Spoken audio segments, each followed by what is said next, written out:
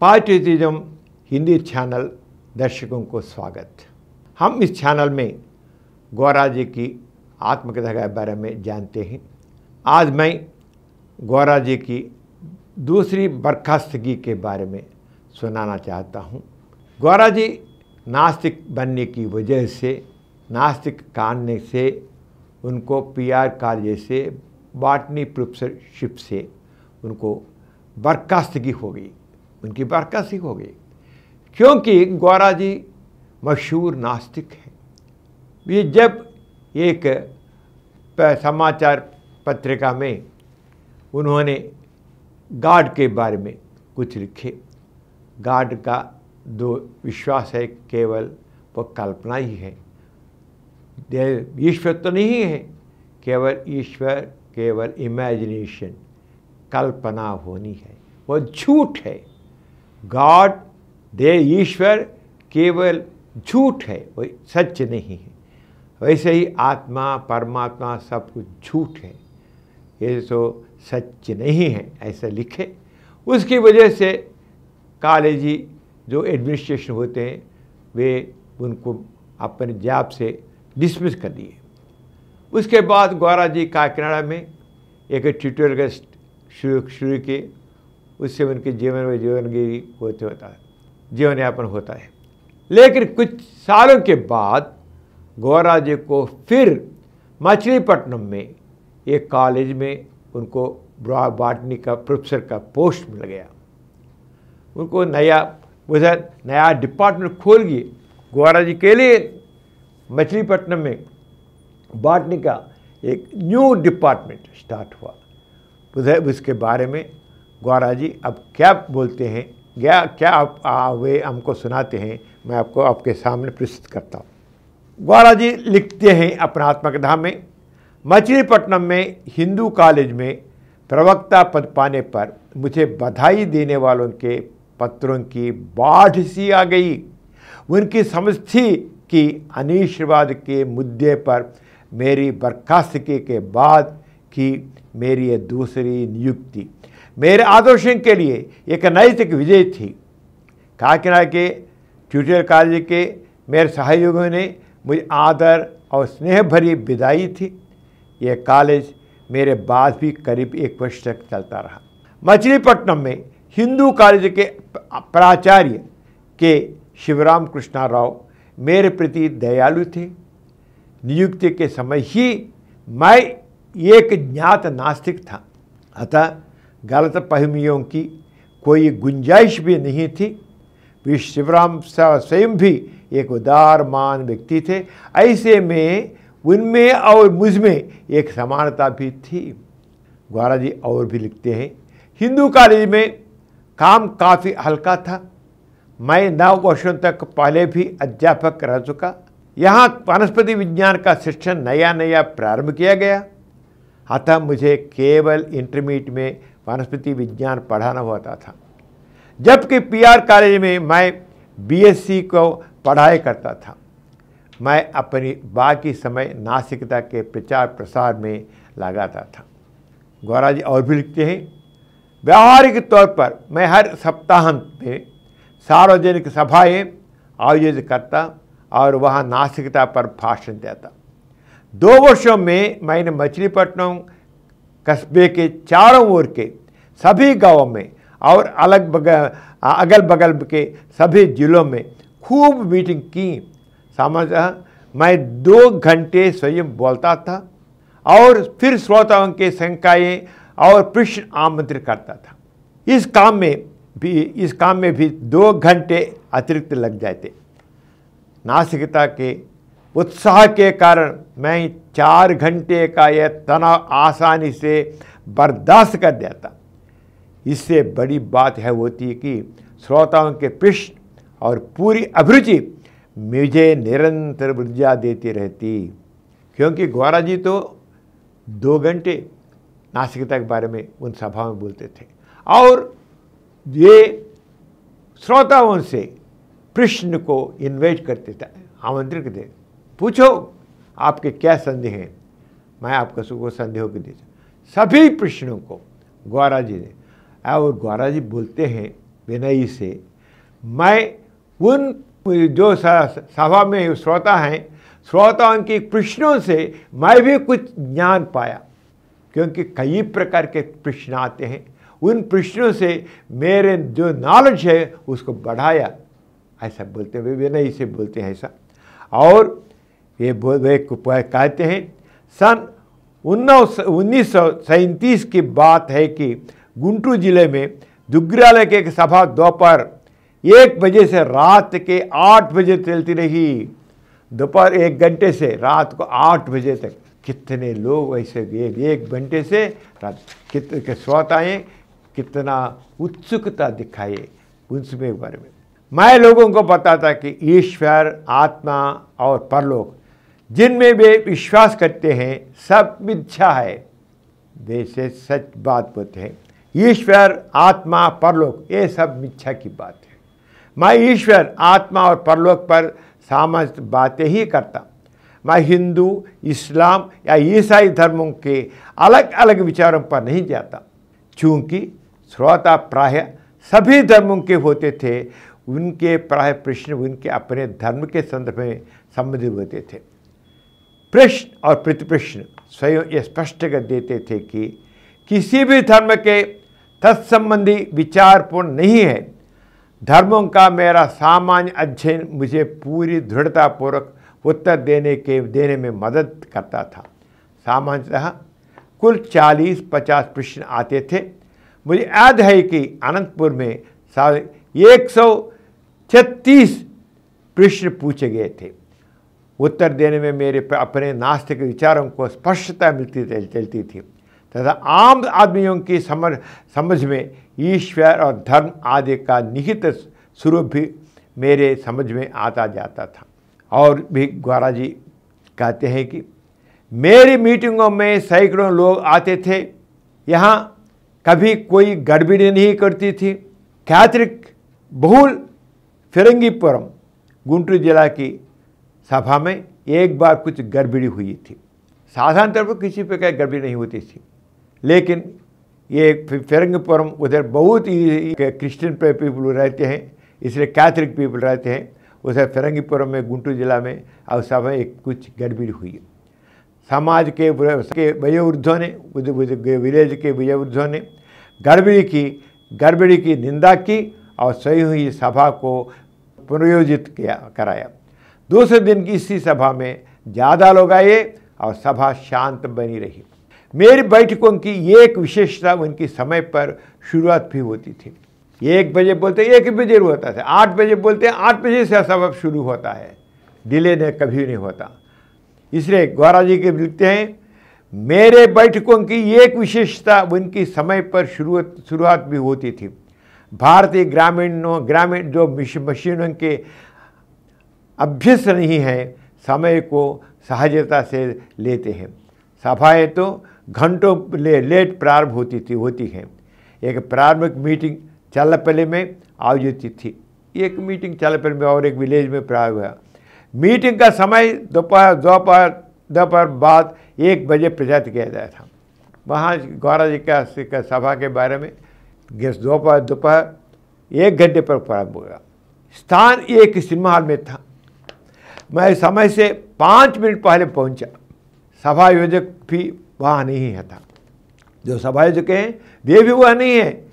हाल में करीब 10 व्यक्ति हैं। उस सिनेमा हॉल में जहाँ सभा होने वाली है केवल 10 व्यक्ति हैं। मैंने घड़ी देखी, कुर्सी खींची, अपना परिचय दिया और मीटिंग प्रारंभ कर दी।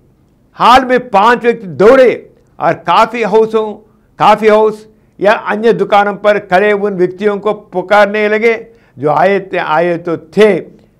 मीटिंग हुए तो पर खड़े थे। हाल में बाहर आए लेकिन उधर खड़े थे। मीटिंग के दुकान में खड़े उन व्यक्तियों का कहते हाल आधे घंटे में पूरा भर गया। संयोजक भी आगे लोगों ने शिकायत की मुझे लोगों के आने से पूर्व मीटिंग नहीं प्रारंभ करनी चाहिए थी, क्योंकि वह मीटिंग तो अनाउंस किया गया कैसा 1 घंटे की मीटिंग है। गौरा जी वैसे 5 मिनट पहले उधर गए, देखे 1 घंटे हो गया, 1 घंटा हो गया, शुरू कर दिए मीटिंग। तब सब इधर उधर दौड़े, आए, कोई कहीं ना आधे घंटे में हाल फुल हो गया। लेकिन जो सभा नियोजक हैं वे बोल रहे थे कि 1 घंटे बोलने पर भी आपको ऐसा ठीक नहीं है, शुरू करना ठीक नहीं है। आपको 1 घंटे बोलने पर भी 2 घंटे को मैं शुरू कर सकते मीटिंग। लेकिन क्या वो गौरा जी ने उनका आंसर दिया? देखो, लोगों ने शिकायत की जी कि मुझे लोगों के आने से पूर्व मीटिंग नहीं प्रारंभ करनी चाहिए थी। तर्क भी दिया गया कि 1 या 2 में फ़र्क क्या? 1 या 2 में कोई फ़र्क नहीं है। इसे हम 1 बोलने पर भी 2 घंटे पर मैं ये कर सकते हैं। मैंने स्पष्ट किया, गौरा जी क्या किए, क्या बोले सर, उनका आंसर क्या दिया? मैंने स्पष्ट किया कि आस्तिक के लिए 1 माने 2 भी हो सकता है, पर नास्तिक को 1 माने 1 ही होता है। आस्तिक को 1 माने 2 हो सकता है, लेकिन नास्तिक को 1 माने 1 ही होता है, 2 नहीं। मेरे उत्तर ने लोगों पर प्रभाव डाला। इसके बाद मेरी हर मीटिंग ठीक समय पर ही होती थी। उसके बाद सबको मालूम हो गया, 1 का अर्थ है 1 ही है, 2 नहीं। उन दिनों की शिक्षण संस्थाएं एकदम पारंपरिक और मात्र कर्मचारी तैयार करने के लिए होती थी। उन दिनों में कॉलेज में जो विद्यार्थी होते हैं, विद्यार्थी क्यों पढ़ते हैं? केवल जॉब के लिए पढ़ते हैं, लेकिन नॉलेज के लिए नहीं। ये अंग्रेजी वाले स्कूलों को शुरू किए, कॉलेजों को शुरू किए, किसके लिए? क्लर्कों को बनाने के लिए, क्लर्क्स को बनाने के लिए। लेकिन एजुकेशन का अर्थ वह नहीं है। एजुकेशन अर्थ क्या है? नॉलेज, विज्ञान। उन दिनों में जो कॉलेज में पढ़ते हैं वो विद्यार्थी केवल जॉब के लिए, उद्योग के लिए पढ़ते हैं, पढ़े लिखे होते हैं। इसलिए गौरा जी देखते हैं, गांधी जी तो उन्हें क्लर्क बनाने के कारखाने कहा करते थे। इसे गांधी जी भी क्या कहते, जो कॉलेज हैं ये सब कॉलेज अंग्रेजी पीपल उनको क्लर्क बनाते हैं। क्लर्क दे दो, अंग्रेजी वाले हमको विद्या देने को नहीं कॉलेज शुरू किए, दे क्लर्क्स को बनाने के लिए कॉलेज बनाया। मेरा अनिश्वरवादी मन हर व्यवस्था को बदलकर उसे ज़्यादा स्वतंत्र, ज़्यादा न्यायपूर्ण, ज़्यादा सामाजिक और ज़्यादा बराबरी वाला बनाना चाहता है। गौरा जी बोलते हैं, मैं नास्तिक हूँ। मेरा विचार है कि हर व्यवस्था ठीक पर बनाए, इस प्रकार नहीं। हर व्यवस्था को बदलकर उसे ज़्यादा स्वतंत्र, ज़्यादा न्यायपूर्ण, ज़्यादा सामाजिक, ज़्यादा बराबरी वाला बनाना है। इसलिए मैं एक ऐसे स्कूल की कल्पना कर रहा था कि जिसका संचालन छात्रों और शिक्षकों के हाथ में हो और जो व्यावसायिक हितों से वो पर हो। कॉलेज का जो एजुकेशन है, जो शिक्षा होते हैं, केवल जॉब के लिए नहीं, विज्ञान के लिए। इसलिए उनको इस प्रकार का विज्ञान एक कॉलेज को बनाना चाहते थे। हमेशा बोलते हैं education not for job, education for knowledge. Education not for job not for job, only for knowledge. इस प्रकार की एजुकेशन, इस प्रकार की विद्या हम चाहते हैं। गौरा जी उस पर बहुत विश्वास रखते हैं। मैं शिक्षकों का यह नया स्कूल व्यक्तिगत पहल, सामाजिक समरसता तथा तकनीकी कुशलता को बढ़ावा देने का काम करेगा। पड़ोस के जिलों के मेरे भीमवर्ग के लोगों ने मुझे मेरे प्रस्ताव में रुचि दिखाई। जब गौरा जी बोले कि गौरा जी कहते रहे कि education not for job, education for knowledge, इसलिए वो तो गिव नॉलेज फॉर नॉलेज, वो ऑटोमेटिकली बिकम जो job also they get it, but वो उनको नॉलेज देना है, विज्ञान देना है, केवल क्लर्क्स बनाना नहीं। भीमवरम में इस प्रकार की एक चिंता उधर भी शुरू हुई। ये तो गौरा जी की जो चिंता है, वो विचारधारा है, उस विचारधारा के अनुसार कॉलेज को स्थापना करना चाहते थे। ये कमेटी बनाई, भीमवरम में एक कमेटी बनाई गई, चूंकि योजना का प्रस्ताव मेरा था। भीमवरम में कॉलेज बनाना चाहते हैं, स्टार्ट करना चाहते हैं उससे, क्योंकि गौरा जी की जो विचारधारा है कॉलेज के बारे में, एजुकेशन के बारे में, इसलिए गौरा जी को भी इसी कमेटी का प्रमुख सदस्य बनाया। एक नए कॉलेज को संबद्धता देने के लिए विश्वविद्यालय 1 लाख रुपये का संचित कोष चाहता था। 5,000 रुपये तुरंत इकट्ठा हुए, सदस्यों ने शेष रुपये इकट्ठा करना प्रारंभ कर दिया। जब भीमवरम में एक इस प्रकार का एक नए विचारधारा से कॉलेज शुरू करते हैं, तुरंत 5,000 रुपये, क्योंकि विश्वविद्यालय 1 लाख उसे डिपॉजिट करना चाहता है। कोई न्यू कॉलेज स्टार्ट करना है तो यूनिवर्सिटी को 1 लाख रुपये से देना है, उसे जमा करना है। तब तुरंत 5,000 रुपये आ गए। एक वयोवृद्ध भद्रजन भी योजना से आकर्षित हुए। एक ओल्ड मैन मेरे नाम आकर्षित हुआ। वे 60,000 रुपये का दान देने के इच्छुक थे। वो भद्रजन 60,000 रुपये डोनेशन देने को सिद्ध हो गया। उन्हें मुझे बैंक की अपनी एक पासबुक दिखाई जिसमें 72,000 रुपये जमे थे, 72,000 रुपीज़। ये पासबुक दिखाई, उसमें वे तो 60,000 देना चाहते हैं, 60,000 देंगे, 72,000 रुपये उधर उनके पासबुक में है, बैंक बुक में। वे शेष 12,000 रुपये अपने शेष जीवन के खर्च के लिए बचा लेना चाहते थे। उनकी दान के लिए एक साधारण सी अकेली शर्त थी। शर्त यह थी कि मैं जनेऊ पहनूं। वो बुजुर्ग में आदमी, वो तो गौरा जी को उसके मुख्य प्रमुख व्यक्ति को बनाए उस कमेटी में। वह व्यक्ति 60,000 रुपये को तो डिक्लेयर किए देने को, डोनेशन देने के लिए, कॉलेज स्टार्ट करने के लिए। लेकिन वो बुजुर्ग, वो भद्रजन, वयोवृद्ध पर्सन क्या बोले, गौरा जी जिनकी विचारधारा से हम कॉलेज स्टार्ट करते हैं, गौरा जी को जनेऊ जिसको मैंने चाक दिया उस जनेऊ को पहनना, जनेऊ को पहना। गौरा जी अपने जनेऊ को कैश एंड रिलीजन को के बारे में उन्हें छोड़ दिया, चाक दिया जनेऊ को। लेकिन वह आदमी क्या डिमांड किया, इस कॉलेज को स्टार्ट करने के लिए तो मैं तो 60,000 रुपये दूंगा, लेकिन गौरा को जनेऊ पहना है। उनकी दान के लिए एक साधारण सी अकेली शर्त थी। शर्त यह थी कि मैं जनेऊ पहना करूं। उनका कहना थी कि चूंकि मैं कमेटी का प्रमुख सदस्य था, छात्र मुझसे उदाहरण लेकर जाति के नियमों की खुली अवहेलना करेंगे। मैं वास्तविकता को तुरंत समझ गया। मैं एक जाति प्रथा से लथपथ समाज में काम कर रहा था। मैंने भद्रजन से विनम्रता से कहा कि मैं इस काम के लिए उपयुक्त व्यक्ति नहीं हूँ।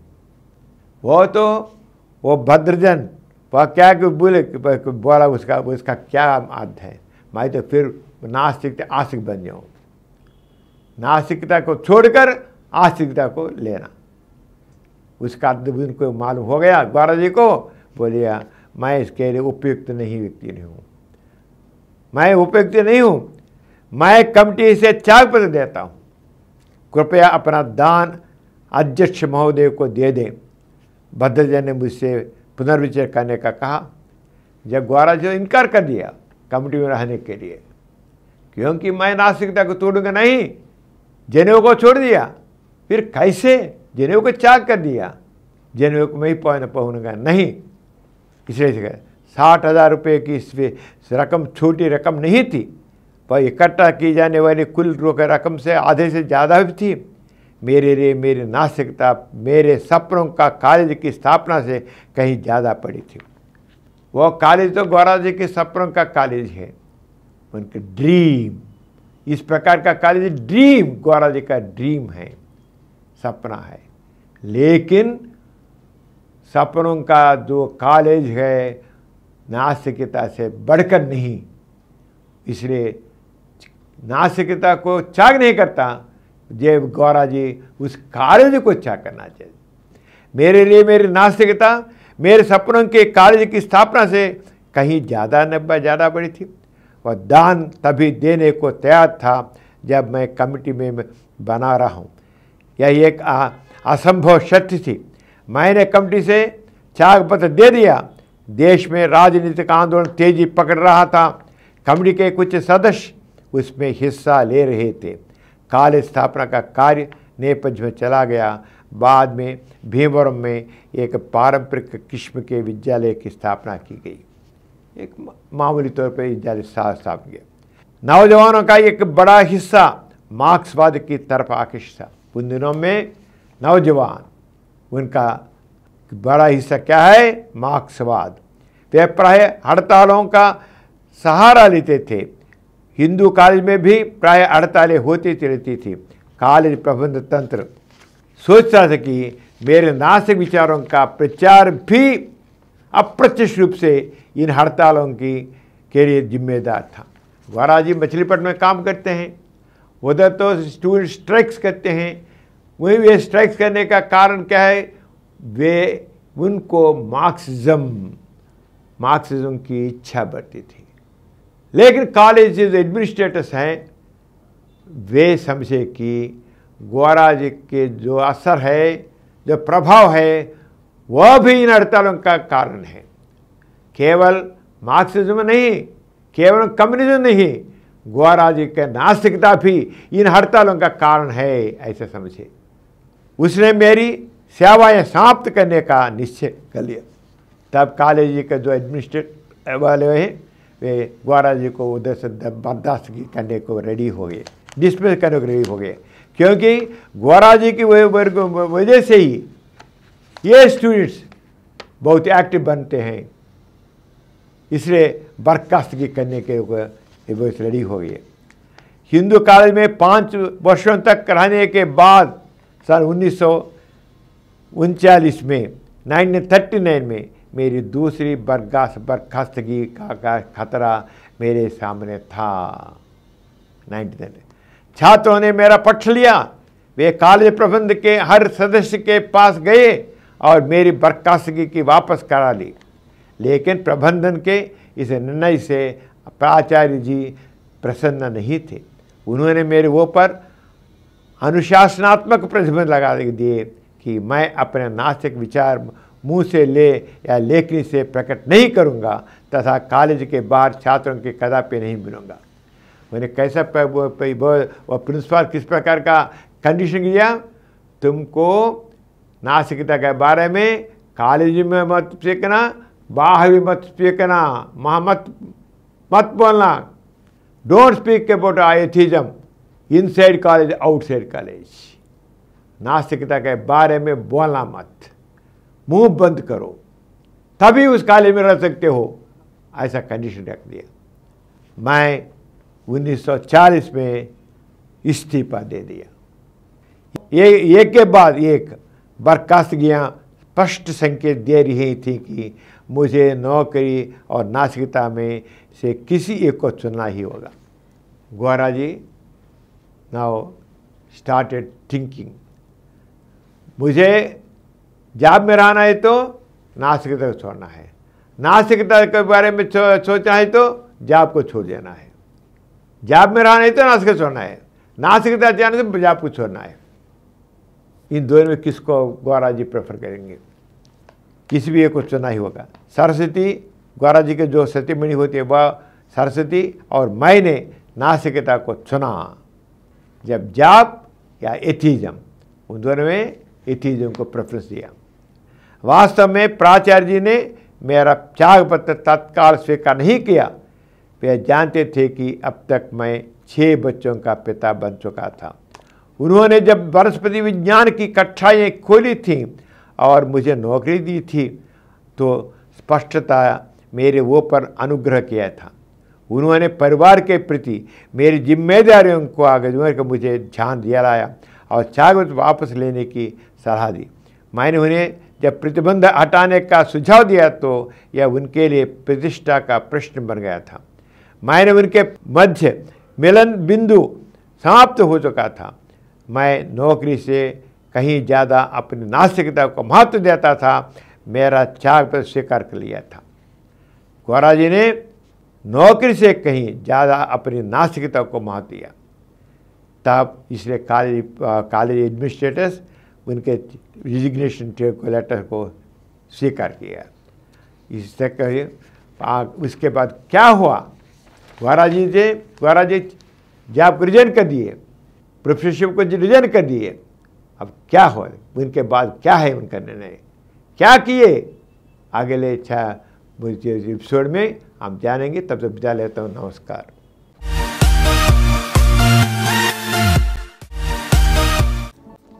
और कुछ वीडियो के लिए 20 करोड़ व्यूज प्राप्त किया। समरन चैनल समर्पित पॉजिटिव एथीज्म हिंदी चैनल को सब्सक्राइब कीजिए, लाइक कीजिए, शेयर कीजिए और नीचे हुए घंटे के निशान पर दबाइए।